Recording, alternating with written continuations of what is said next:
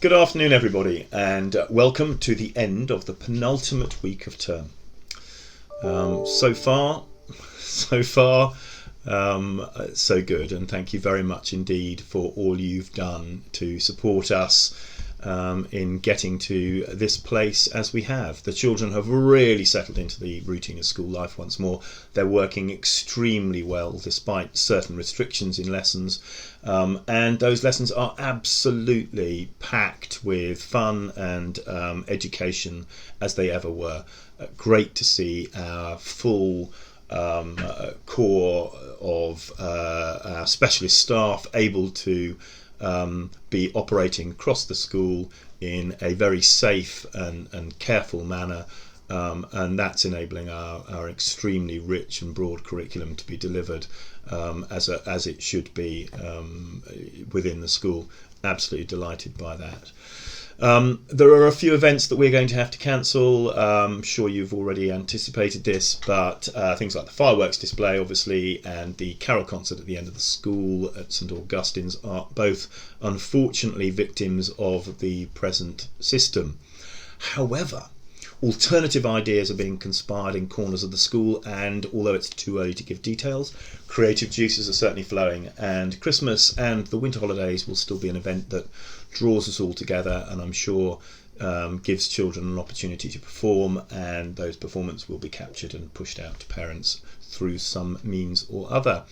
Now, as to contacting staff, could I please put a request that when necessary to contact staff within working hours, not to expect replies too immediately, and certainly not after 5 p.m, as teachers are planning and marking work at that time.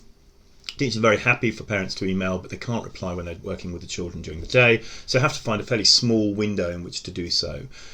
Please bear with us because replies won't be as immediate as we probably normally like. And staff answering emails into the wee hours, which we have had recently, of course, that's not great because they then find it quite hard to be bright and bright-eyed and bushy-tailed in class the next day, and it's very important for children that they do have their beauty sleep and can turn up really positive for the challenges of the day ahead. So please bear with us on that. Thank you very much indeed. If you do need to get into contact with the school for anything that is more immediate and more urgent, please go through the school office, and it can be highlighted and raised, and we can get back to you more quickly through that system. Okay. Well, on to sort of COVID tests and our how we're reacting to children being out of school. Delighted to see that there are much faster test results coming through than was the case in the early weeks of term. And this means that children showing a cough and being tested can be back in school within 24 hours. And that means that quite often the work being set remotely that might have taken a couple of hours to produce by a teacher isn't actually being done by the child before they're back in school again. So if I may, I think moving on, we'll certainly provide remote work to support a child once we have a positive test, or if they've been told to isolate because somebody else in the house has tested positive. But we are not going to rush to get work out when it's quite likely that they'll actually be back in school within 2 days.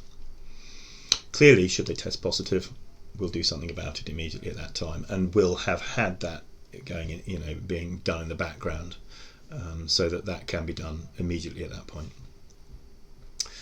Okay, winter is coming, and due to the importance of maintaining rigorous ventilation, we will need children to be provided with warmer clothes or more layers, and possibly for inside school as well as outside with a coat. My father will probably turn in his grave as he hears me say this, but we will have that classic situation of heating on and the windows open, which wouldn't make him happy and certainly doesn't make me happy, but it is very important that we are able to keep ventilation going. So please do provide that clothing. Listen to your child as they come back and assess their needs according to the forecast. One other thing, the cleaning regime in the school is so enhanced. It's just extraordinary. but bringing mud into that now and having the additional cleaning of mud on top of everything else that needs to be wiped down, cleaned, sterilised, and so on, is proving a real challenge. Could we please make sure that any children coming in games kit, because they're going to do games, also brings a pair of a change of shoes, so they've got indoor shoes and outdoor shoes. They're not wearing shoes out on the field or in the woods that they would be wearing, that they would then need to wear indoors. Thank you very much indeed for that. And on to a bit more mud, seamless segue into more mud, ensuring that we can continue to park on the field through the winter. At half term, we're going to dig up and create a better drained and gravelled entrance to the field to ensure we can continue to use this important area for upper school to drop off and pick up. So you'll see that, and I do think that will enable us to continue to use the field certainly into next half term, hopefully into the spring term throughout winter. Finally, all the hard work that we've put in to ensure the school remains open and is effective could, of course, so easily be undone if we take our eye off the ball at this time. And this is particularly important as we approach the holidays. So big request to everybody, please holiday wisely. And on that note, maintaining distances on site is still just as important. Please, between bubbles, staff, parents, we all continue to work together.